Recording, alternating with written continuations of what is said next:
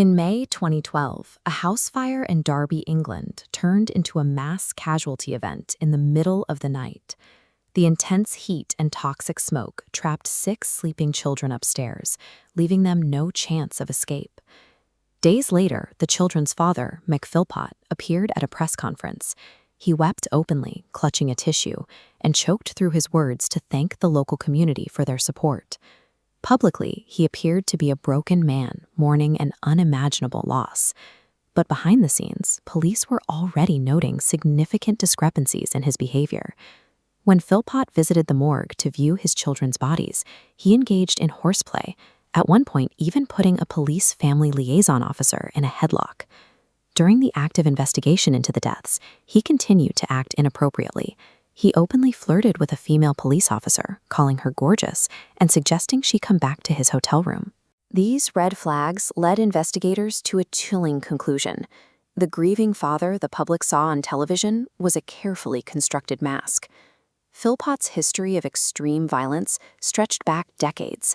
In 1978, after his 15-year-old girlfriend, Kim Hill, tried to break up with him, he broke into her home and stabbed her 27 times, nearly killing both her and her mother.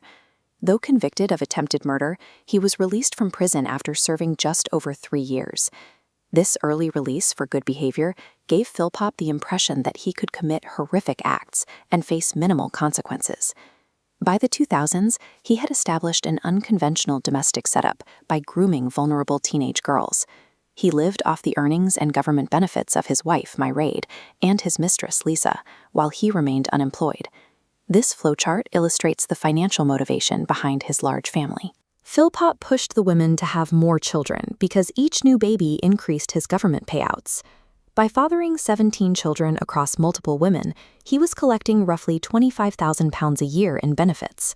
He even used his family to seek media attention, appearing on national television to demand that the local council provide him with a larger, free house to accommodate his lifestyle. To Philpot, the women and children in his home represented a series of financial assets and props for his ego.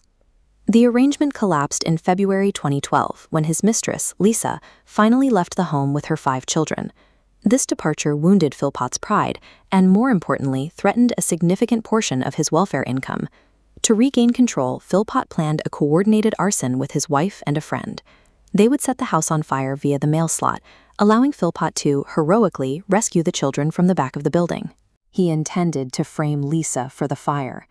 If successful, he would win back custody of the children, secure his benefits, and pressure the government into giving him the larger council house he felt he deserved. This cross-section shows the fire spreading faster than planned. Toxic smoke shot straight up the staircase into the bedrooms, where temperatures exceeded 500 degrees Celsius. The smoke and heat were so intense that all 6 sleeping children were dead within minutes. Philpot's narcissism blinded him to basic physics. He believed he could stage a life-threatening disaster for personal gain and still control the outcome. With suspicions mounting, the police planted a covert recording device in the hotel room where Philpot and his wife were staying during the investigation. Those hidden microphones captured the reality of their private conversations. During a quiet exchange, Philpot was recorded explicitly telling his wife, "It's my fault we lost our children." The recordings also revealed his continued manipulation of those around him.